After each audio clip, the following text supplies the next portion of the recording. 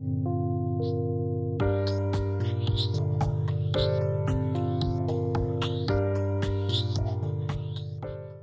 foundations as grant makers, particularly the foundations that I know, have certain characteristics about what kind of engagement you are, what kind of institution you are. You are defined by the way you relate to your grantees. You are defined by the way you relate, address, and engage problems. You are defined by the mechanisms and the tools you use and the way you understand even those mechanisms and tools. And that's what makes the difference. That's what gives the taste, the color, the texture to you as a Ford Foundation person or as a Carnegie Corporation person. If you are too concentrated in terms of the goals, in such a way that you distill the goals down to almost very concrete metrics, which is what we try to do, and you bring 4 or 5 different institutions into them, then there's a possibility that you could have all of them bringing their unique energies and flavors into making that happen. That's a possibility. I have not seen it work that way. The other one is to say, okay, the 3, 4, 5, 6 of you, just bring your funds in here, put it into a pool. These are the goals we want from that pool. This is now a new global fund, Africa fund, or whatever. Objectives, goals, indicators, benchmarks, all of that. You have something else. You don't have the 5 foundations. You don't have the 3 or 4 or 5 foundations. What you have is a fund, which is almost like you have created a completely different, unique structure.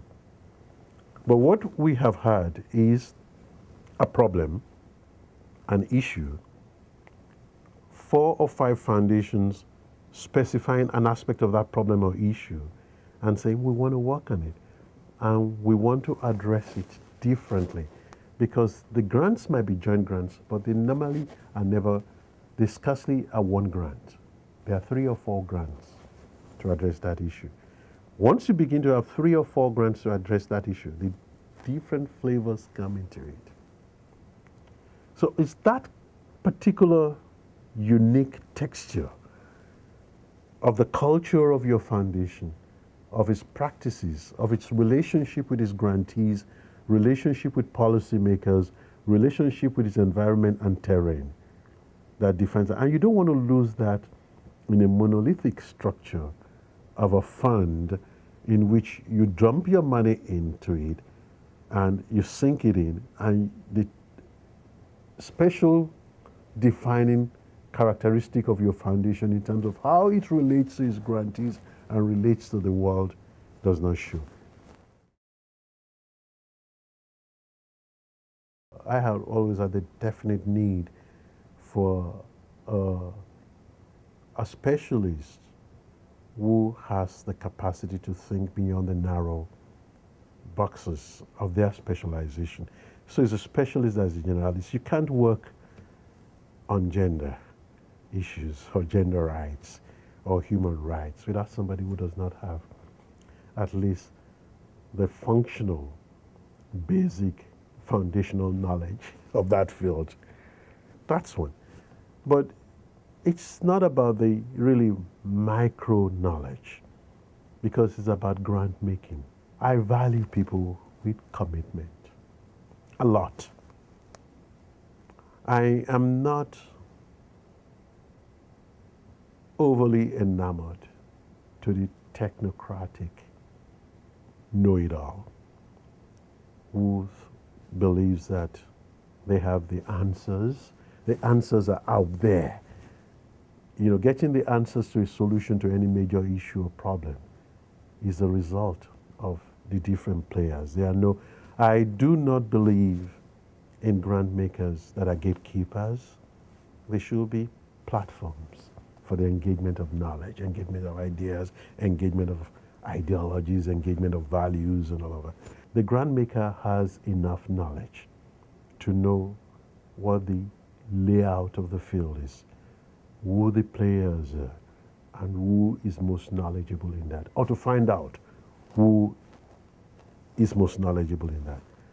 What the grant maker then needs to do is either like a rock garden or a chessboard, set the pieces together in such a way that they come together in a coherent, and they're going to be moving pieces, moving parts of it.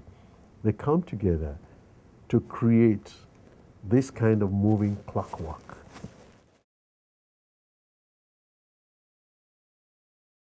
The short term, the biennials, the 2-year thinking or 3-year thinking in terms of grant making cycles need to be, if you're a 2-year or 3-year cycle person, then you need to have multiples of those 2 years and 3 years.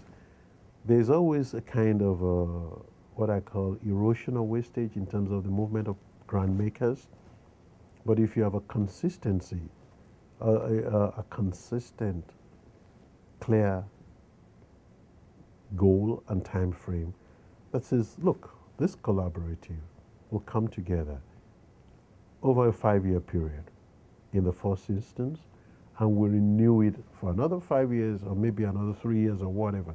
But you have a framework that is manageable, that allows the initial experimentation, allows all of the pains of startups to take effect. I think time is important. I think these days we do not give time the worth, the value it demands as an important dimension in this kind of work. The time to get to know each other, the time to really sort out the goals, the time to think out the indicators, the time to do, if you're even doing any formative evaluation, any kind of evaluation, the time to correct things when they're not working, and the time to get to know the grantee. And it's not a time for complacency.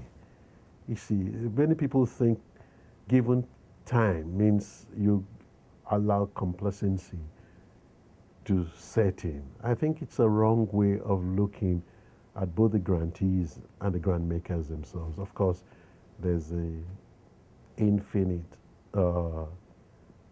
philosophical element of never trusting either the grant maker or the grantee as human beings, but always thinking that they're bound to have mission erosion and all of that.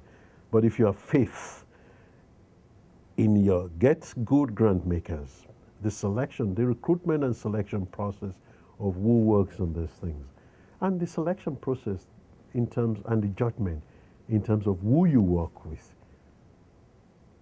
you need that trust and faith at the beginning. And then you need the time, you need the commitment beyond the formal commitment, and then you need the buy-in from the leadership.